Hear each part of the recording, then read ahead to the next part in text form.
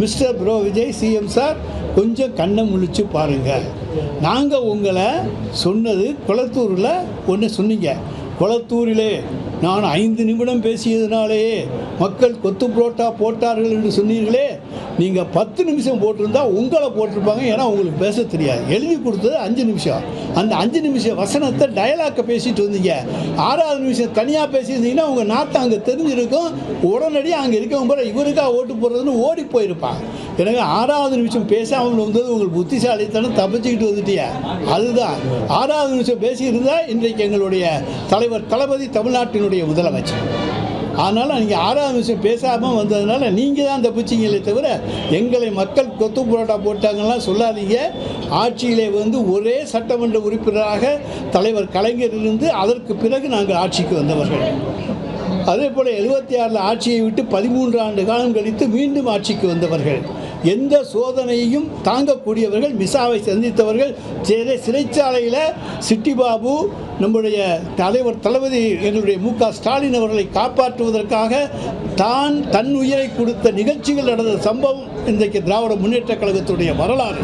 இந்த வரலாறெல்லாம் உங்களுக்கு தெரியாது, தியாகங்கள் உங்களுக்கு தெரியாது. சிறையிலே இருந்தாலும் கஷ்டப்பட்டு இருக்கக்கூடிய தொண்டர்களை கொண்டிருக்கிற இயக்கம் திமுக என்பதும் உங்களுக்கு தெரியாது. எனவே இதையெல்லாம் புரிந்து கொள்ளுங்கள். 13 ஆண்டு காலம் பொறுத்திருந்த எங்களாலே ஓராண்டு 2 ஆண்டு காலம் பொறுத்திருக்க முடியும். நிச்சயமாக மக்கள் புரட்சி ஏற்படக்கூடிய, எப்படி இப்போ மக்கள் தானாகவே உங்களுக்கு ஓட்டு போட்டாங்களோ கேட்காமலே, அதே போல் இந்தியாவிலே ஒரு மாற்றமாக மக்கள் புரட்சி ஏற்பட்டு ஆட்சி மாற்றம் உருவாகக்கூடிய மாநிலமாக தமிழ்நாடு இருக்கும் என்பது மட்டும் நிச்சயம். காவேரியில் 20 இடங்களில் மணல் எடுக்கிறதுக்கான அறிவிப்பு வெளியாயிருக்கு. விவசாயிகள் எதிர்க்கிறாங்க. திமுக எப்படி பாருங்க சார்? நடவடிக்கைகளை எடுத்திருக்காங்க. முன்னாள் இயற்கை விலங்குகள் துறை அமைச்சர் நம்ம எப்படி சார், நாங்கள் எங்கள் காலத்தில் கொடுக்கலாம். ஹைகோர்ட் சுற்றுச்சூழல் துறை இவங்கெல்லாம் தடுத்ததுனால அன்றைக்கு தடுத்து நிறுத்தப்பட்டது.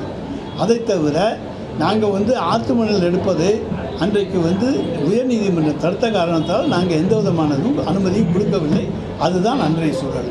இப்போ பழனியில் 100 ஏக்கர் பரப்பளவில் இடங்கள் இல்லீகலாக அக்ரிமெண்ட் போட்டு பத்திரம் பண்ணியிருக்காங்க. அது உங்கள் அமைச்சர் ரமேஷோட உடல்நல குற்றச்சாட்டு ஒன்று வந்திருக்கு. அவர் இல்லைன்னு மறுக்கிறார் சார்.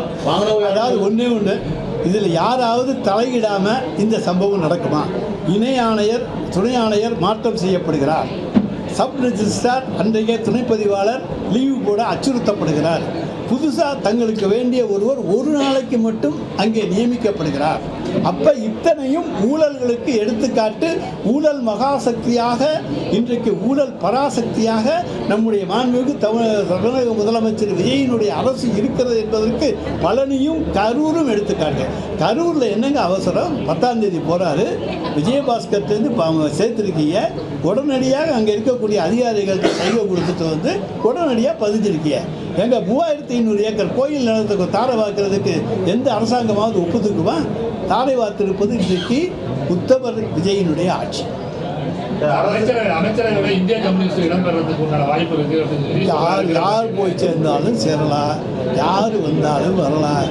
தமிழ்நாட்டில் நிரந்தர கூட்டணியும் கிடையாது, நிரந்தர எதிரிகளும் கிடையாது. ஆனால் அதே நேரத்தில் நாங்கள் அதிமுக பக்கம் போக மாட்டோம். நிரந்தர எதிரி கிடையாதுன்னு சொன்ன உடனே நீங்கள் அதை ஒன்று கேள்வி கேட்பீங்க. சொல்கிறோம், எங்களை பொறுத்தவரையும் இனி தனித்து நின்று வெல்லக்கூடிய அளவுக்கு சக்தியுடைய இயக்கமாக திமுகவை உருவாக்கி 59 ஆண்டுகளுக்கு பிறகு ஊழல் லஞ்சமாகாத முதலமைச்சராக விஜயை தேர்ந்தெடுத்திருக்காங்க மாணிக் தாகூர் சொல்லியிருக்காரு. அந்த மாணிக்க தாகூரை பழனியையும் கரூரையும் கேளுங்க. மாணிக்க தாகூர்கிட்ட கரூர் சம்பவத்தையும் பழனி சம்பவத்தையும் கேளுங்க.